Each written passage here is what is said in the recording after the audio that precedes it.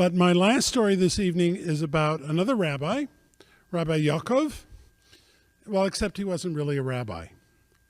The story was, there was this band of thieves, and they had to be the worst thieves in the world, because not only were they never successful, they always ended up worse off than when they started. See, this was off in Eastern Europe, where, people lived in towns, and the way of getting between the towns were these dusty roads.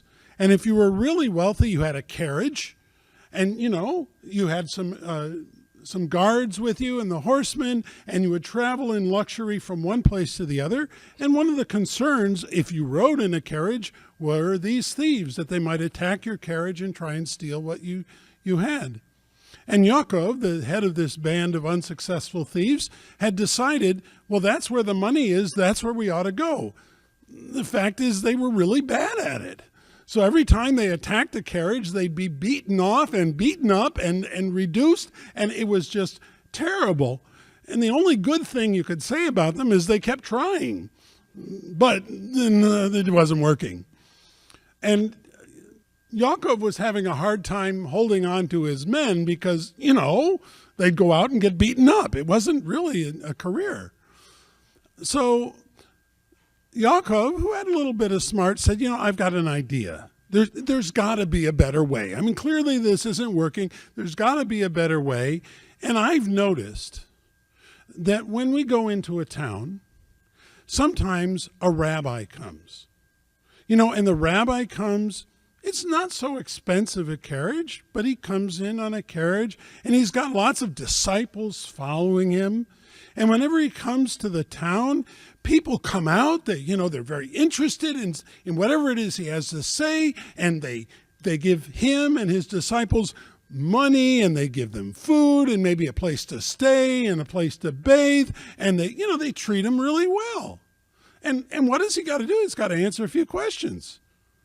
We could do this, we could do this. And his men said, no, but Yaakov, you don't know anything. You couldn't answer any of those questions if you tried. If they asked you to make a blessing, you wouldn't know what to say. He said, that's okay. They don't know either. I mean, if they ask a question, it's because they don't know the answer, and I'll just make something up. And if they have a blessing they need, I'll just say, and they'll be happy. So they said, okay, well, it can't get any worse. We'll give it a try. So they found an old carriage, and they found some black robes, and they said, okay, let's head into a town. And as they're heading in, one of them says to Yaakov, now wait a minute. These rabbis who come, they're kind of famous, and nobody knows who you are. That's going to be a problem. Yaakov said, no, I got it taken care of. If they don't know us, we must be really famous. I mean, because we're from a long way away, and it's okay, we'll give it a try.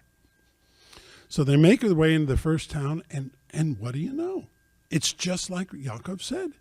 Everybody runs out to meet this new rabbi. They don't know who he is. He must be really big if he's come this far to be with them. They're throwing money at him. They're offering him clothes. They're saying, come over to our place for a place to stay. The mayor comes out. The mayor comes out and says, look, I've got a really big place. I want you all to come over. We'll give you, new clothes. We'll let you bathe. We'll give you a great meal. He says, I have only one favor to ask of you in exchange. And Yaakov said, sure, what is it? He said, I would like you to bless my daughter because she's sick. And Yaakov said, sure, we got this. So they go to the mayor's house, and it's just like the mayor said. Great place. Everybody gets their own room. They get to bathe. They get fresh clothes. And they're saying to themselves, Yaakov finally got this one. He's got it. We're set. What have we got to do? He's got to make one blessing that nobody's ever going to know anyways, and we're done. So they sit down to the meal, and the mayor invites all of his best friends to see this famous rabbi, and they have this wonderful, wonderful meal.